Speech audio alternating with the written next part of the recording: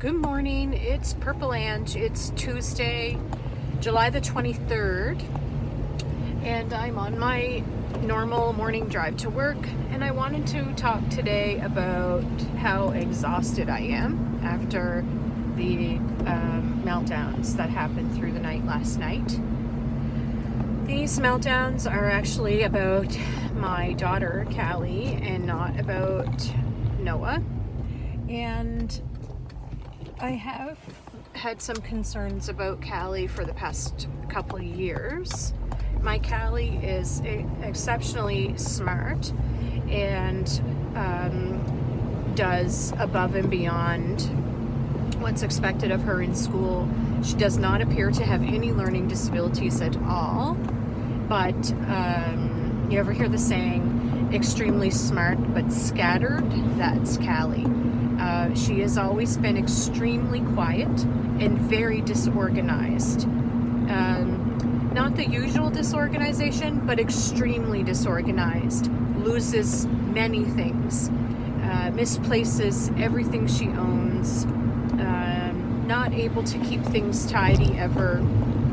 So, those kinds of things I keep an eye on, because Nathan and I are actually very tidy people, and Noah is excessively organized and tidy for an ADHDer. So Callie is the odd man out in that department, and she's extremely artistic. So very, very skilled with her eyes, with painting, with sculpting,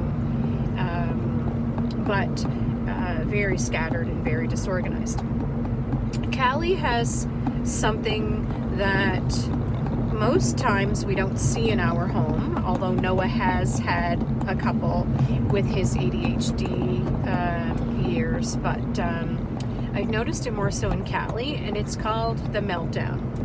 Callie has the mega meltdown. Meltdowns are different than tantruming. So if your ADHD child is having what looks like a tantrum, it's really a meltdown. A meltdown is a total, inconsolable, overreactive emotional outburst to something they can't control, versus a regular child's tantrum, like when they're told no in a store and they have a tantrum because they were told no and they want it, and I want it. And then, a few minutes later when you leave the store, they're over it and they move on. A meltdown is not like that. A meltdown is an inability to control emotions over something that they can't control the outcome.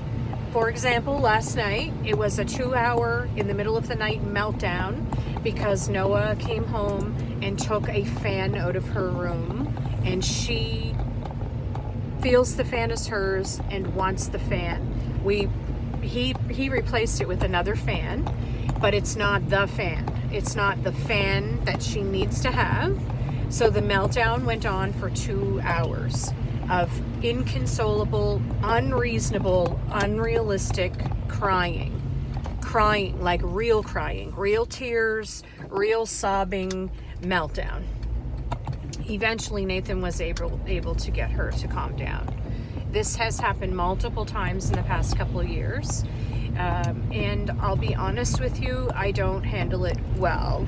I do better if it's daytime or evenings. I don't do well at nighttime because I have a sleeping disorder. And if I am asleep and the meltdown starts to happen, I really have challenges controlling myself or being supportive in any way, because I need to sleep. I work every day and I have a sleeping disorder. So I don't handle it well. Thank God Nathan will get up in the middle of the night and try to console her. So how do we handle meltdowns is the question. They should be handled with, I think, reasoning skills from the parents, trying to talk through what's causing the meltdown and talking about realistic expectations. Oftentimes during the meltdown, it's completely inconsolable, completely unreasonable behavior. You just can't manage the behavior at all. You kind of have to go where the child's at and start there. And you know, usually I do a calm voice, calm conversation, a hot face cloth, and there's a technique to communication in these times that I talk about in one of my programs. But over the years, I have, you know, tried to handle these kinds of situations. Noah does have emotional outbursts. They're very few and far between now. He had them when he was younger. The last major meltdown outburst that he had was 2 years ago when he had his braces put on. And I'll post a little story about that later and some pictures. It was a day that was extremely anxious, and even 6 months leading up to knowing he was getting braces, there was meltdowns about the worry and the anxiety of braces. And boy, did we experience the most major meltdown I have ever seen after the braces went on the day of. So I'll tell that story in writing and post some pictures of the braces. But anyway, I just wanted to talk about Callie for a minute and talk about the meltdown situation. Have any of you guys had an ADHDer in your life that has had emotional meltdowns? And I'd love to hear about them. It's a very challenging situation. Callie's had several of those this year. She stopped riding a little pony that she has been with for about 5 years and got her own pony this year. And she had several meltdowns in the middle of the night worrying about the old pony, and it's just truly inconsolable. It's very, very hard for the parent to handle, very hard, especially how stressed we are, and you know, just handling the day-to-day, handling the anxiety and the worry and the regular ADHD behaviors and the management of your home and organizing everyone and making sure that things haven't been forgotten.